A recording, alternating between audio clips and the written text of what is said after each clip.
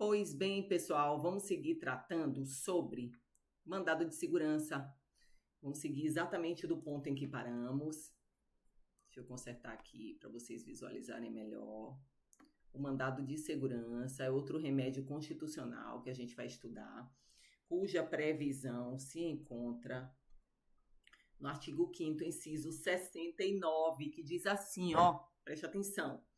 Conceder-se-á mandado de segurança para proteger direito líquido e certo, não amparado por habeas corpus ou habeas data, quando o responsável pela ilegalidade ou abuso de poder for autoridade pública ou agente de pessoa jurídica no exercício de atribuições do poder público. Então, aqui a gente tem algumas informações, observações muito importantes para serem feitas. Primeira coisa, o mandado de segurança, gente, é uma ação subsidiária. O que é isso, professora? Ele só é cabível quando não couber HC nem HD. Então, se for caso de habeas corpus ou caso de habeas data, de mandado de segurança, não se trata, tá bom? Então, primeiro, numa questão de prova, você vai ter que avaliar se é caso de habeas corpus, se é caso de habeas data. Se não for nenhum nem outro, pode ser caso de mandado de segurança. Ok? É uma ação subsidiária. A gente tem também 3 sujeitos processuais: impetrante, paciente e impetrado. O pensamento é o mesmo daquele que eu dei para vocês lá em habeas corpus. Tá bom? O mandado de segurança, ele exige capacidade postulatória. Então, para ajuizar, para ser ajuizado, tem que ter advogado. É necessário. E ele tutela, protege direito líquido e certo. O que é direito líquido e certo?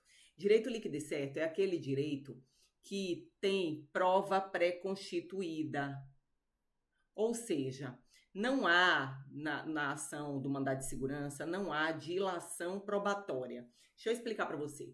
Direito líquido e certo, gente, é aquele direito que, por si só, ele se comprova através apenas de provas documentais. Que você juntar a petição inicial do mandado de segurança, por si só, o juiz já vai firmar o convencimento dele. Já vai poder entender que efetivamente há um direito ali a ser respeitado. Ele não vai precisar, o juiz, marcar audiência de instrução e julgamento para ouvir testemunhas, para realização de perícia, nada disso.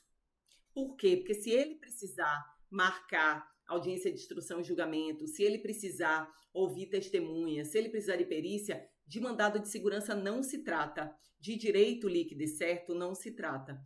O mandado de segurança, ele protege, ele tutela direito líquido e certo, é aquele direito que já traz em si uma prova pré-constituída. Então, por exemplo, você prestou um concurso público, você foi classificado aí que no edital foram lançadas, por exemplo, 5 vagas, você passou em segundo lugar. O primeiro lugar foi nomeado, foi chamado, tomou posse. O terceiro lugar foi nomeado, foi chamado e tomou posse. Pulou você, que estava em segundo lugar. Você foi preterido nessa ordem de classificação. Tem como você comprovar através de documentos apenas. Você junta o edital, junta a sua prova, junta a sua classificação, junta o edital lá, contendo o lugar em que você ficou naquela classificação. E junta a nomeação do primeiro e terceiro lugares, pulando você. Pronto, por si só o juiz já vai estar convencido, absolutamente convencido, que você foi preterido. Isso é direito líquido e certo. O juiz não vai precisar ouvir testemunhas, o juiz não vai precisar de perícia, de nenhuma outra prova que não seja apenas aquela prova documental carreada aos autos. Pronto, então o mandado de segurança, ele tutela direito líquido e certo. A gente tem mandado de segurança repressivo e preventivo. Então, foi lesado já o direito líquido e certo, ele é o repressivo. Está ameaçado de lesão, preventivo. E a gente tem também o mandado de segurança individual e o mandado de segurança coletivo. O individual é aquele em que você ajuiza por intermédio do seu advogado. O coletivo, pessoal, está previsto no artigo 5º, inciso 70 da Constituição, que diz assim: o mandado de segurança coletivo pode ser impetrado por partido político com representação no Congresso, organização sindical, entidade de classe ou associação legalmente constituída e em funcionamento há pelo menos um ano, em defesa dos interesses de seus membros ou associados. Então, quem é que pode ajuizar mandado de segurança? Você faz lá o mnemônico, PESA, partido político com representação no Congresso. Professora, como é que o partido, que eu vejo, se o partido político tem essa representação no Congresso? Ele tem que ter ou um deputado federal eleito na Câmara ou um senador eleito no Senado, uma coisa ou outra. É entidade de classe, S, organização sindical, né, sindicato, e A associação. Em relação à associação, legalmente constituída e em funcionamento há pelo menos um ano. Só em relação à associação são exigidos esses dois aí requisitos, tá? Que seja legalmente constituída e em funcionamento há pelo menos um ano. Eles podem ajuizar o mandado de segurança coletiva para proteção dos interesses dos seus membros. E aqui, gente, não precisa que seja proteção de interesses de todos os membros. Pode ser de parte dos membros, né? O STF já decidiu nesse sentido. Então, ele tutela esse direito comum a uma coletividade de pessoas, seja de todos os associados ou de parte deles, por exemplo.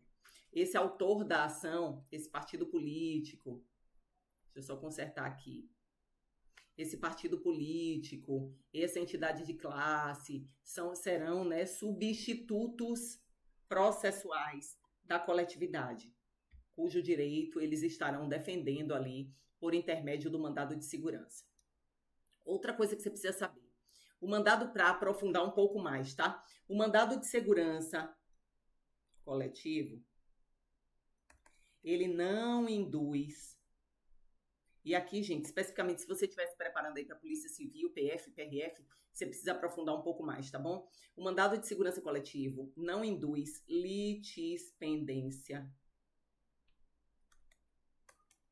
em relação ao mandado de segurança individual. Que é isso? Eu posso, vamos supor, por exemplo, vou dar um exemplo para você poder entender. Vamos supor que eu seja um praça da Polícia Militar. Eu ajuizei um mandado de segurança individual por intermédio do meu advogado, requerendo, pleiteando aí determinada gratificação que não está sendo paga a mim. Eu tenho direito líquido e certo àquela gratificação. Juntei aos autos os documentos que comprovam que eu tenho direito líquido e certo àquela gratificação. Eu, por intermédio do meu advogado, ajuizei esse mandado de segurança individual. Só que existe uma associação que representa os praças da Polícia Militar. Vamos supor que essa associação, que é legitimada ativo para ajuizar o mandado de segurança coletivo, já tinha ajuizado antes o mandado de segurança coletivo, pleiteando o pagamento dessa mesma gratificação. Esse mandado de segurança coletivo, gente, ele não induz litispendência em relação ao meu individual. Eu posso ajuizar o meu individual, não tem problema nenhum. Não gera, né, essa litispendência coletiva em relação ao individual. Eu posso ajuizar sozinha se assim eu quiser. Mas aí, claro, eu que ajuizei o meu individual, eu não vou poder me beneficiar do resultado lá do MS coletivo. Não, eu vou ter que esperar a minha decisão cá. Claro que se as decisões forem contraditórias, eu posso usar a decisão de um para fundamentar um recurso no outro. Mas eu terei que esperar a minha decisão, já que eu escolhi ajuizar individualmente, ok? Professora, vamos supor que você ajuizou o seu mandado de segurança individual antes. E logo depois, a associação ajuizou o MS coletivo. Você pode desistir do seu para poder ir lá para o coletivo, ser representada pela associação? Posso. Desde que essa desistência aconteça no prazo de até 60 dias do ajuizamento do coletivo. Eu posso desistir, aí o meu mandado de segurança individual ele vai sumir, entre aspas, né? E eu vou fazer parte lá do coletivo. Eu adiro, né? Eu faço uma adesão lá ao MS coletivo. E aí eu vou ser beneficiada pela decisão proferida lá. Outra coisa que eu preciso falar aqui, ó, o prazo para impetração do mandado de segurança é de 120 dias. 120 dias, gente, contados da ciência pelo interessado do ato impugnado. Veja, o prazo do MS do mandado de segurança é de 120 dias contados da data em que eu tive conhecimento daquele ato que fere meu direito líquido e certo. Então, no exemplo que eu trouxe da nomeação de quem estava em terceiro lugar, da data da publicação dessa nomeação, 120 dias para frente. Por quê? Porque foi na data que eu tive conhecimento que aquele terceiro lugar, que estava no terceiro lugar, foi nomeado, que eu tomei conhecimento que o meu direito líquido e certo foi afrontado. Então, vai ser contado dali para frente, 120 dias. Pronto. Mandado de segurança, pessoal. Era isso que a gente precisava falar. Vamos tratar sobre mandado de injunção, cuja previsão se encontra no artigo 5º, inciso 71, e na lei, vou anotar aqui para você, 13.300 de 2016. Lembrando, essa lei aqui, gente, ela só interessa se estiver expressamente prevista no seu edital. Se não estiver, o que dispõe a Constituição Federal basta, que é aqui o nosso norte. Então, inciso 71 diz assim: conceder-se-á mandado de injunção sempre que a falta de norma regulamentadora torne inviável o exercício dos direitos e liberdades constitucionais e das prerrogativas inerentes à nacionalidade, à soberania e à cidadania. Então, o mandado de injunção, ele tem 2 requisitos. Para que você possa impetrá-lo, ele depende de 2 requisitos. Primeiro, que haja uma norma constitucional de eficácia limitada. Eu vou explicar o que é, tá bom? E essa norma de eficácia limitada prescreva direitos, liberdades, prerrogativas inerentes também à nacionalidade, soberania e cidadania. E, então, é cumulativo, os requisitos são cumulativos, e a falta de norma regulamentadora, tornando inviável o exercício daquele direito previsto na Constituição. Então, a gente tem, ó, deixa eu tirar daqui para você enxergar melhor. A gente tem uma norma de eficácia limitada e a falta de norma regulamentadora. Gente, deixa eu explicar o que é norma de eficácia limitada. Existem alguns direitos previstos pela Constituição, que a Constituição, embora ela tenha reconhecido aquele direito, ela condiciona o exercício daquele direito à existência de uma lei regulamentadora. Então, por exemplo, lá no artigo 37 da Constituição, a gente tem os direitos dos servidores públicos civis. E a Constituição prescreve o direito de greve nos termos da lei. Então, a Constituição assegura aos servidores públicos civis o direito de greve, mas ela mesma diz nos termos da lei, ou seja, tem que existir uma lei regulamentando esse direito para que os servidores possam exercê-lo. Enquanto essa lei regulamentadora ela não existir, aquele direito não vai poder ser exercido. Então, a norma de eficácia limitada, ela traz essa exigência de que exista uma lei regulamentadora para que aquele direito seja exercido plenamente. Se existe essa norma de eficácia limitada e não há a norma regulamentadora, tornando inviável o exercício do direito, é caso de mandado de injunção. Vamos supor que eu seja uma servidora pública civil federal e eu queira exercer o meu direito de greve. Quando eu vou ver lá, esse direito de greve ele vai ter que ser exercido nos termos da lei. Deixa eu procurar essa lei. Eu percebo que essa lei ainda não foi aprovada pelo Congresso Nacional. Eu contrato o meu advogado, que o mandado de injunção exige capacidade postulatória. Eu contrato o meu advogado e ajuizo um mandado de injunção, dizendo ao Poder Judiciário, existe um direito previsto constitucionalmente, numa norma de eficácia limitada, mas essa lei regulamentadora não existe ainda. E isso está tornando inviável o exercício do meu direito. Pronto. O Poder Judiciário ele vai declarar aquela mora legislativa, vai dizer, né, que efetivamente aquela lei ainda não existe, e vai estabelecer como se dará o exercício do direito enquanto a lei não existe, utilizando o que a gente chama de teoria concretista. Então, o Poder Judiciário ele vai dizer como se dará o exercício do direito enquanto a lei não existir. Professora, o Poder Judiciário não poderia legislar, criar a lei? Não, gente. A lei, a criação da lei, a aprovação da lei, é uma função típica a ser exercida pelo Poder Legislativo, tá? O Poder Legislativo que teria que fazer isso. Mas o Poder Judiciário também, ele não pode obrigar o Poder Legislativo a legislar. Então, ele pode dizer como se dará o exercício do direito enquanto a lei não existir. No caso do direito de greve, já existiu isso aqui que eu contei. E aí o STF decidiu que, enquanto a lei de greve não existir, a lei de greve do serviço público, né, dos servidores públicos civis, não existir, o exercício do direito de greve se dará através da utilização da lei de greve e da iniciativa privada. Ok? Pronto. A utilização da teoria concretista pelo Poder Judiciário, atribuindo como se dará o exercício daquele direito enquanto a lei regulamentadora não existe. Existem também o mandado de injunção individual e coletivo, gente, mas a Constituição ela só dispõe sobre o individual. O coletivo se encontra na Lei 13.300 de 2016, que seria necessário apenas você olhar se essa lei for contemplada no seu edital. Normalmente, no âmbito das carreiras policiais, não se contempla. Quais são os efeitos da decisão proferida em mandado de injunção? Também, gente, são efeitos trazidos, né, na lei. O Poder Judiciário vai reconhecer a mora legislativa, que efetivamente aquela lei regulamentadora ela não foi criada, determinar um prazo razoável para que o impetrado promova a criação da lei, né, para que o poder Legislativo crie a lei, e ele vai dizer como se dará o exercício desses direitos enquanto a lei não existir. Ó. Estabelecer as condições em que se dará o exercício dos direitos, ou, se for o caso, as condições em que poderá o interessado promover ação própria visando a exercê-los. Para que aquele indivíduo, né, que está sendo prejudicado, que está com direitos inviabilizados, possa exercer os seus direitos, ainda que a lei não exista. Por fim, ação popular, gente.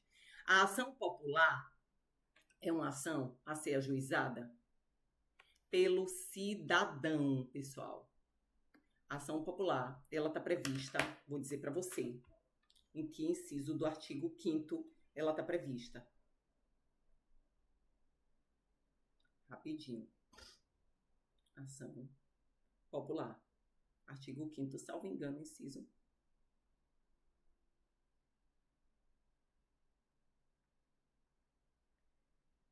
Rapidinho, que eu já digo para você tudo direitinho.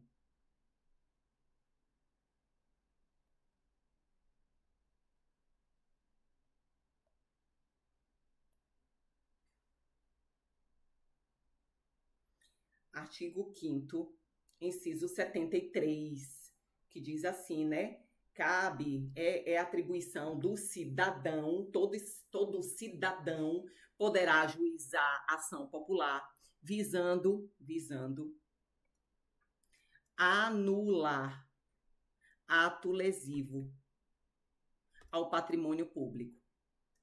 Então, a primeira coisa, quem é que pode ajuizar a ação popular? O cidadão.